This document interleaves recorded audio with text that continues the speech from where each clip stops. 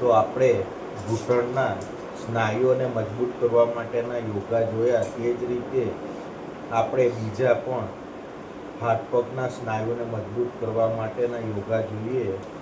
તો તે માટે આ રીતે 1 2 3 4 5 6 7 8 9 10.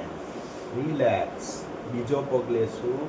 1 2 3 4 5 6 7 8 9 10.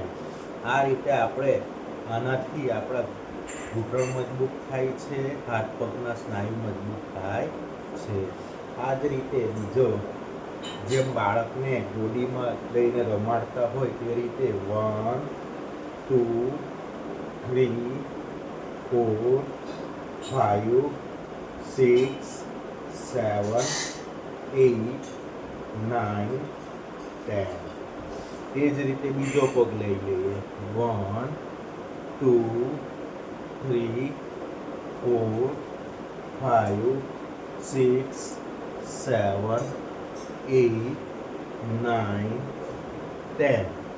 રિલેક્સ. તો આ રીતે આપણે હાથ પગના સ્નાયુઓને મજબૂત કરી શકીએ છીએ.